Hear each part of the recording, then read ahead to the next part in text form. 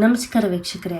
ನೋಡಿ, ಮನುಷ್ಯನಿಗೆ ಈ ದೃಷ್ಟಿದೋಷವೇ ಎಲ್ಲದಕ್ಕೂ ಸಮಸ್ಯೆ.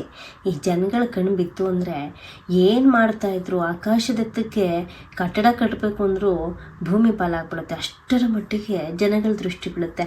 ಆ ದೃಷ್ಟಿದೋಷಕ್ಕೆ, ಶತ್ರುಕಾಟಕ್ಕೆ, ವಾಮಾಚಾರಕ್ಕೆ ನೀವೆಷ್ಟು ಸೇಫ್ ಆಗಿರಬೇಕು. ಆವಾಗವಾಗ ತಡೆ ಓಡಿಸ್ತಾ ಇರ್ತೀರಿ. ಆ ತಡೆ ಓಡಿಸೋದ್ರ ಜೊತೆಗೆ ಮನೆಯಲ್ಲೂ ಕೂಡ ಏನೆಲ್ಲ ಮಾಡ್ಕೊಳ್ಬೇಕು, ಏನೆಲ್ಲ ಮಾಡಿದ್ರೆ ದೃಷ್ಟಿದೋಷ ಕಡಿಮೆ ಆಗುತ್ತೆ, ಶತ್ರುಗಳ ಕಾಟ ಕಡಿಮೆ ಆಗುತ್ತೆ ಅನ್ನೋದನ್ನು ನಾವು ಇವತ್ತಿನ ವಿಡಿಯೋದಲ್ಲಿ ತೋರಿಸ್ತೀವಿ ಸ್ನೇಹಿತರೆ. ನೋಡಿ, ಒಂದು ಈರುಳ್ಳಿ ತಗೊಳ್ಳಿ. ಮನೆಯಲ್ಲಿ ಈರುಳ್ಳಿ ಬಹುಮುಖ್ಯವಾಗಿರುತ್ತೆ. ಈರುಳ್ಳಿ ತಗೊಳ್ಳಿ. ಈ ರೀತಿಯಾದಂಥ ಈರುಳ್ಳಿಯನ್ನು ಆ ಒಂದು ನಿಮ್ಮ ಶತ್ರು ಯಾರಿರ್ತಾರೆ ಅಥವಾ ನೀವು ಕೆಟ್ಟದ್ದಾಗೋದು, ನಿಮ್ಮ ಕೆಟ್ಟದ್ದು ಬಯಸೋದು ಕಣ್ಗಳಿರುತ್ತಲ್ಲ, ಯಾರು ಅಂತ ಗೊತ್ತಿರುತ್ತಲ್ಲ, ಆ ಹೆಸರನ್ನು ಈ ರೀತಿಯಾಗಿ ಬರ್ಕೊಳ್ಳಿ.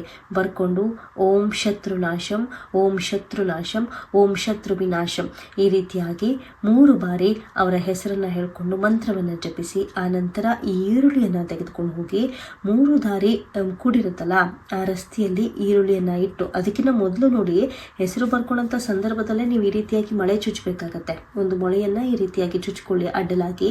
ಇದಾದ ನಂತರ ಈ ಒಂದು ಈರುಳ್ಳಿ ಜೊತೆಗೆ ಇದು ಏನಿರುತ್ತೆ ಮೊಳೆ, ಇದನ್ನೆರಡನ್ನೂ ತಗೊಂಡು ಹೋಗಿ ಆ ಒಂದು 3 ದಾರಿ ಕೂಡಿದಂಥ ರಸ್ತೆಗೆ ಎಸೆದು, ಸಾಧ್ಯವಾದರೆ ನಿಮ್ಮ ಎಡಗಾಲಲ್ಲಿ ತುಳಿದು ಮನೆ ಹತ್ರ ಬಂದು ಕಾಲು ತೊಳ್ಕೊಂಡು ಮನೆಯೊಳಗೆ ಬನ್ನಿ. ಇದಾದ ಕೆಲವು ಕ್ಷಣಗಳಿಂದ ಅವರ ಕಣ್ಣು ನಿಮ್ಮೇಲೆ ಯಾವತ್ತೂ ಬೀಳೋದಿಲ್ಲ.